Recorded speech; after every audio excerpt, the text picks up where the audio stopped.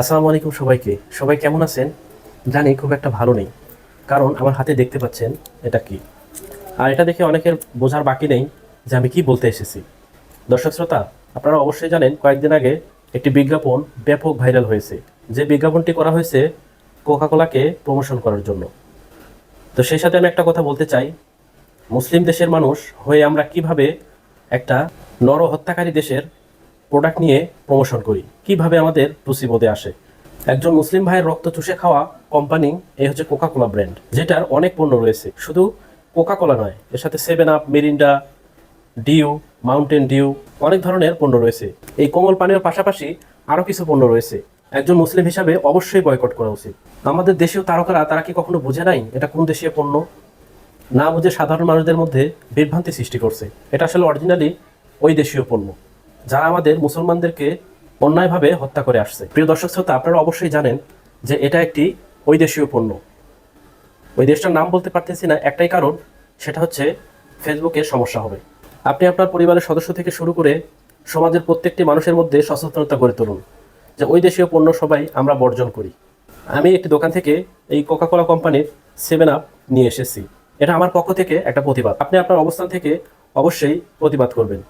তো দর্শক শ্রোতা, আপনারা আমার হাতে যে কোকাকোলা ব্র্যান্ডের 7 আপটি দেখতে পাচ্ছেন, আসলে তো এটি খাওয়ার যোগ্য নয়, কারণ এটি খাইলে আমার মুসলমান ভাইয়ের রক্ত খাওয়া হবে। তবে আমি জেনে শুনে কেন এই মুসলমান ভাইয়ের রক্ত চুষে খাবো? আমি মুসলমান হিসাবে কখনোই আমার পক্ষে এটা সম্ভব নয়।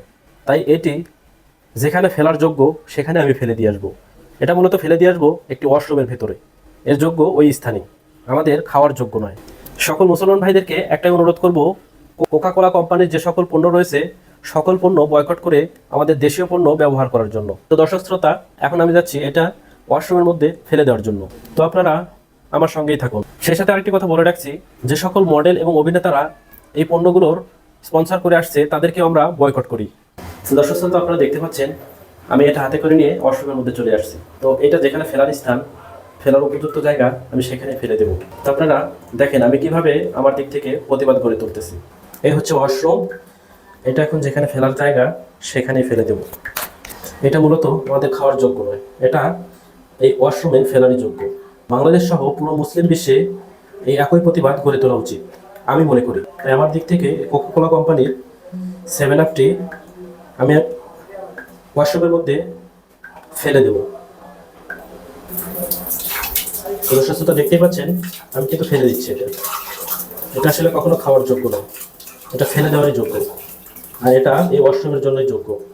সম্পূর্ণ ফেলে দিলাম। সেই সাথে আরেকটি সচেতন করব, সেটা হচ্ছে এই 7 আপের বোতলটা ভেঙে মুছড়ে একদম ডাস্টবিনে ফেলে দিতে হবে, যাতে কেউ দ্বিতীয়বার এই জিনিসটি ব্যবহার করতে না পারে। আমি আমার অবস্থান থেকে প্রতিবাদ করলাম।